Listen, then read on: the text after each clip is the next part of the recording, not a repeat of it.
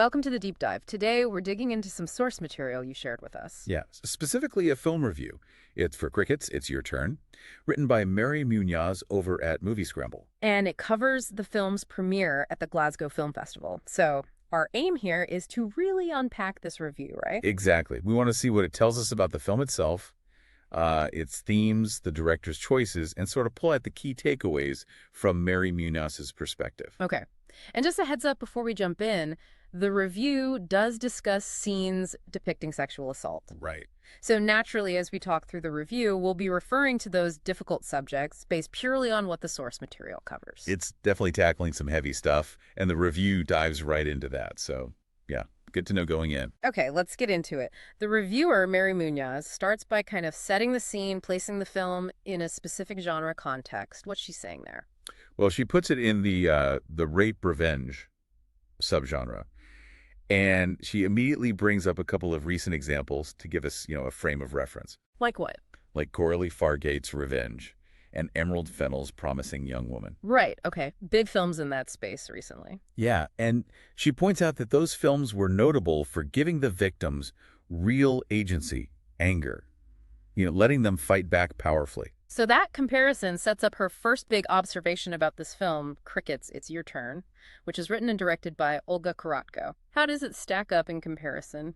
Well, straight off, she calls it far more subdued. Subdued, okay. And she also notes it's curiously short on the revenge front. So right away, you get the sense this isn't maybe your typical entry in that genre. It's doing something different. That definitely flags it as something distinct. Okay, so what's the basic story, according to the review? Who are we following? The main character is Merey, played by Insu Abu. She's an aspiring photographer. Okay. She meets a guy, Nurlan, that's Ian Batterbeck, and after just one date, she gets invited to this birthday weekend. One date. Okay. It's for Nurlan's friend, Bakyt, played by Arnur Kusengizin, and it's out at some remote cabin. And the reviewer mentions some specific details about the cabin, things on the wall. Right, yeah. Portraits of Donald Trump and Elon Musk. Oh. Little details, but they, paint a picture. Definitely adds a certain flavor. And she also mentions that Bakyt, the birthday boy, has also invited 3 sex workers for the weekend. Okay. And the reviewer feels this whole setup immediately tells you something about the men. Pretty much, yeah. She says it exposes their odious attitudes towards women right from the get-go. Sets up the central conflict, really. Gotcha. So that's the premise. What about the execution, her initial thoughts? She says it takes a bit to get going. She does, yeah.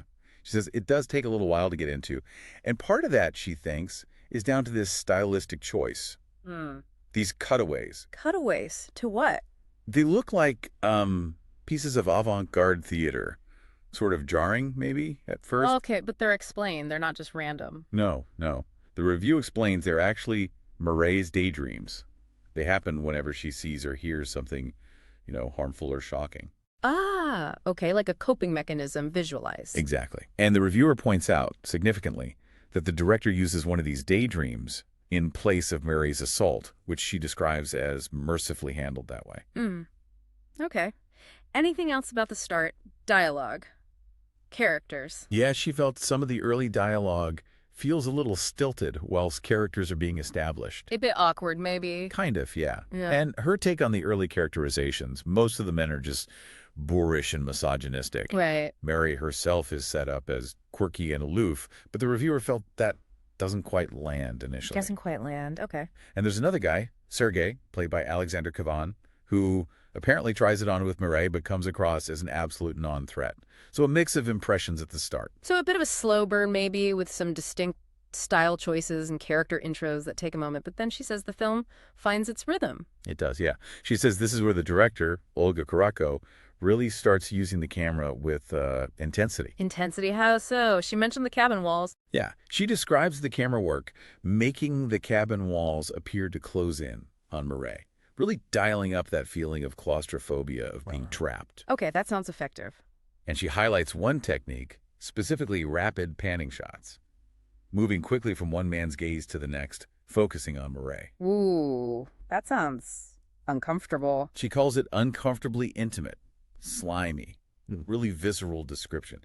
Gives you a sense of that oppressive male gaze she's experiencing. Yeah, definitely. And around this point, there's a key plot development. Merey starts to bond a bit with the sex workers. Okay. And she actually encourages them to leave the cabin, to get out of there. Which, reading between the lines of the review, doesn't go down well with the host, Bakyt. Not at all. The review says this action seals her fate with a furious Bakyt. Right. Things escalate from there, I take it. Big time. Merey ends up escaping the cabin on foot. And the men, they quickly get together, decide on a shared story, cover their tracks. Before going after her. Exactly. They pursue her out into the woods. And the chase itself, the review mentions it gets pretty dangerous. Oh, yeah.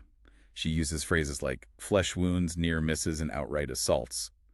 It sounds like the threat level keeps rising as she's trying to survive out there. Okay, so we have this intense buildup, this fight for survival.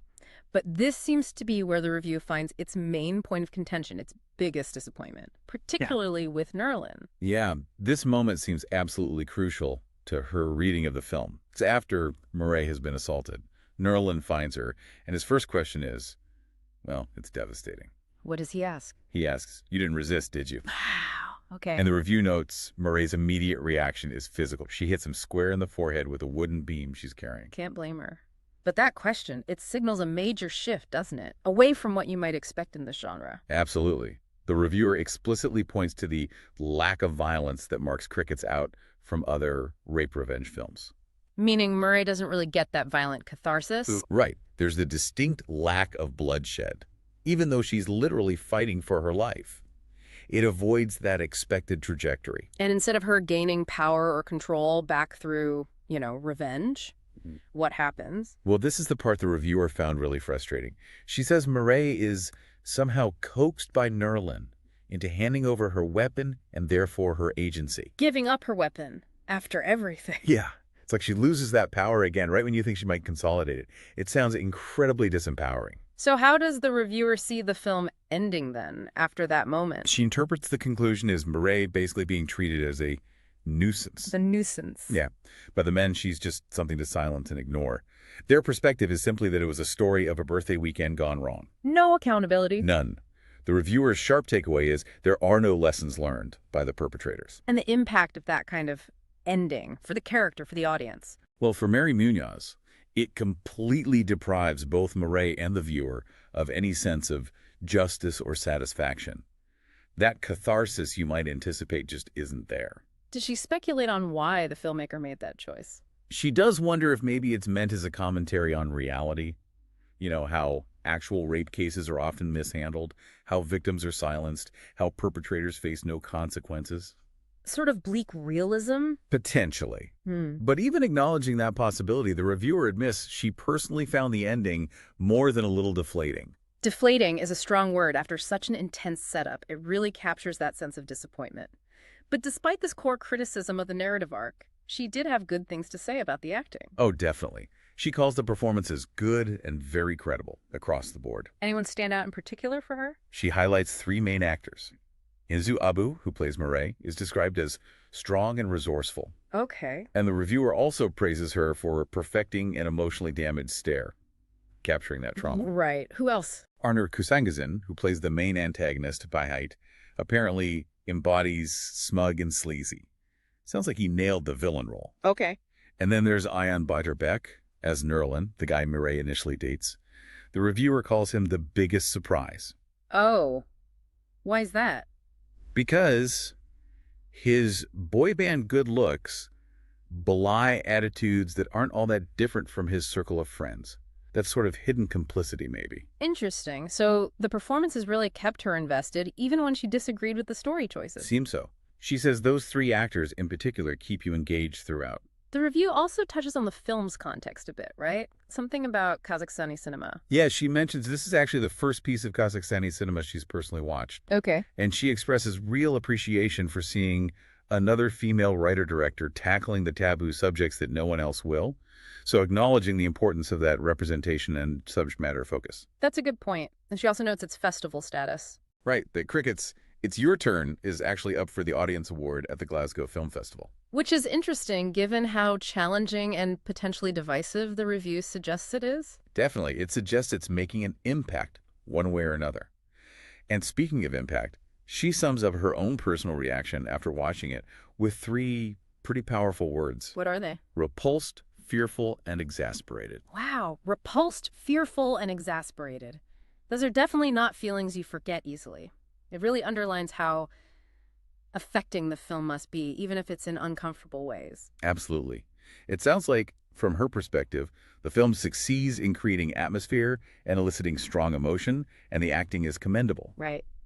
But the deliberate turn away from conventional revenge or justice in the narrative left her feeling deeply unsatisfied, maybe even troubled, despite recognizing it might be making a point about reality. So recapping this review, Crickets, It's Your Turn sounds like a film that uses the framework of the rape-revenge genre, but deliberately subverts its typical payoff. Yeah, it seems to prioritize atmosphere, the psychological experience, the oppressive dynamics. Over cathartic violence or clear-cut justice. Exactly. And the review suggests it's a film designed to provoke, to make you uncomfortable, maybe to reflect a harsher reality rather than offer wish fulfillment. It clearly left the reviewer with those very strong, difficult feelings she described. It really sounds like a film that forces you, the viewer, to sit with discomfort rather than giving you an easy out. This deep dive into Mary Munoz's review paints a vivid picture of a challenging work. It really does. It makes you think about what we expect or even demand from films that deal with such traumatic events. Which leads to a final thought, maybe. Mary Munoz found the ending deflating, right? But she also floated the idea that it might be a commentary on reality. So what does it mean when a film depicts this intense fight for survival, this violation, but then denies that satisfying sense of justice we often crave in stories? How does that choice challenge us as viewers, especially when genre conventions often lead us to expect a certain kind of resolution, a certain kind of payback? That feels like the uncomfortable question this film and this review really leave you grappling with.